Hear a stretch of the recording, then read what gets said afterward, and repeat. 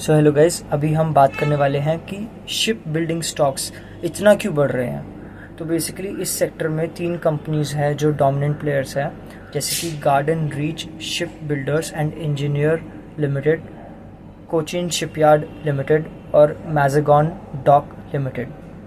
तो बेसिकली ये तीनों companies around the range of 100 rupees 100 and 150 rupees trade करा करती थी इन 2020, और अभी 2024 तक ये 3000 के आसपास, कोई 2700, कोई 2200, 400 इस टाइप के रेंज में आ चुकी थी।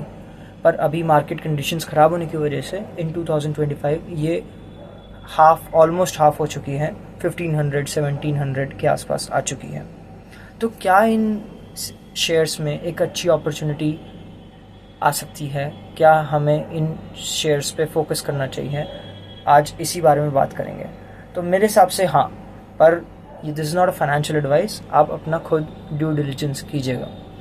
तो बेसिकली मेरे को ऐसा क्यों लगता है, बिकॉज गवर्नमेंट ने 40,000 करोड़ रुपीस एलोकेट कर दिए हैं टूवर्ड्स साबरमला 2.0 प्रोजेक्ट, जिसके तहत गवर्नमेंट जो है वो क्रिटिकल इंफ्रास्ट्रक्चर गैप्स को ब्रिज करेंगी, कोस्टल इकोनॉमिक ग्रोथ को और बढ़ावा देंगी और इंडिया को ग्लोबल मैरीटाइम लीडर बनाएंगी, ये ऐसा गवर्नमेंट कहती है।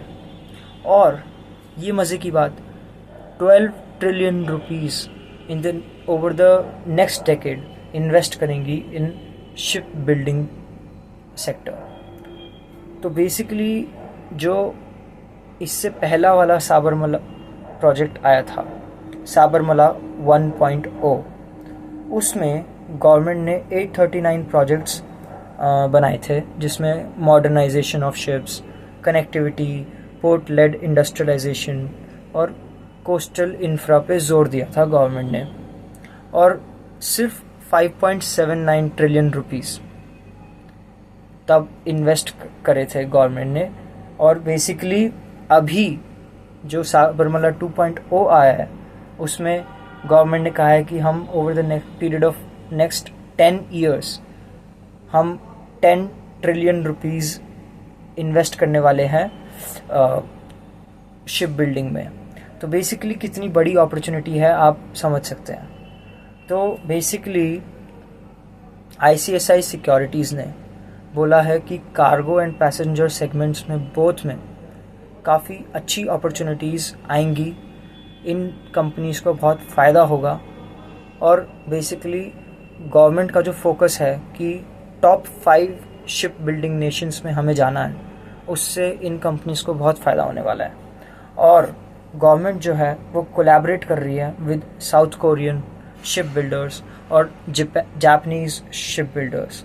तो बेसिकली उनसे सबसे ज़्यादा फ़ायदा इन्हीं 3 कंपनीज़ को होने वाला है। तो आप देख सकते हैं। But guys, this is not a financial advice, आप अपना खुद ड्यू डिलिजेंस कीजिए। Thank you, meet you in next video, and तब तक के लिए बाय। सब्सक्राइब।